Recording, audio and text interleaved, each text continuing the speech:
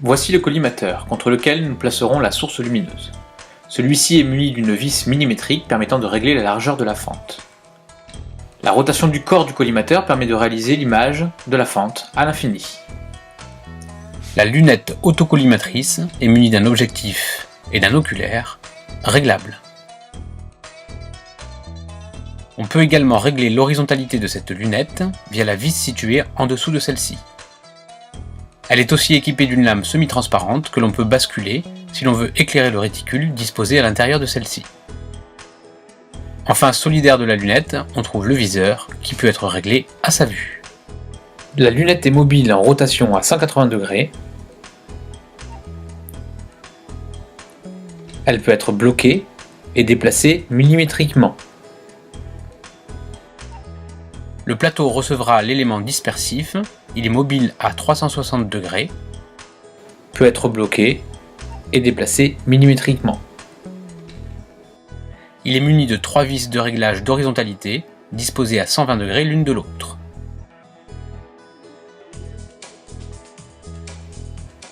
Le réticule étant éclairé, on ajuste tout d'abord l'oculaire de la lunette autocollimatrice à notre vue.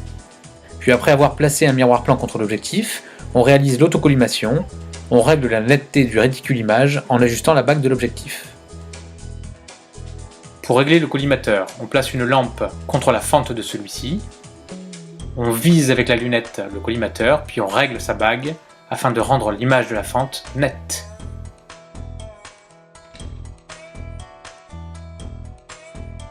On place une lame semi-transparente sur le plateau, de façon à ce que sa section, vue de dessus, constitue une hauteur du triangle formé par les 3 vis du plateau.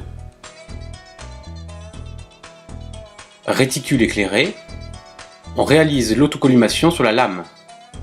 Puis on superpose réticule objet et réticule image, en jouant à la fois sur la vis du plateau située entre celle-ci et la lunette, et à la fois sur la vis située sous la lunette. On tourne alors le plateau de 180 degrés pour réaliser la même opération.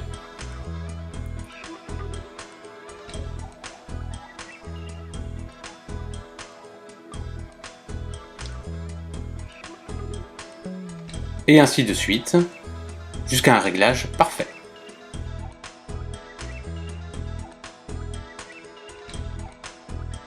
Le prisme est posé sur le plateau de façon à ce que ses faces soient perpendiculaires aux droites qui joignent 2 vis du plateau.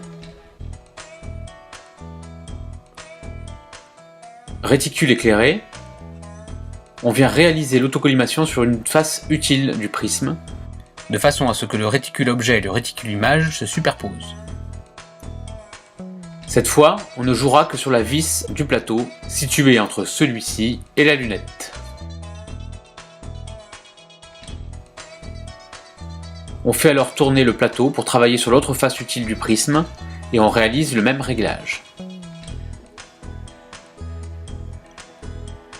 Et ainsi de suite jusqu'à un réglage parfait.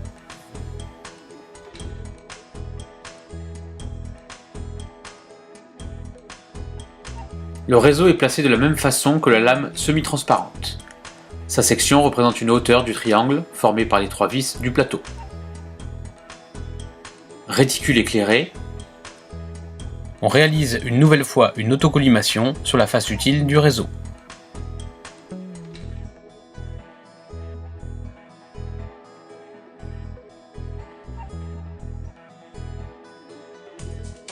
On jouera uniquement sur la vis du plateau jusqu'à un réglage parfait.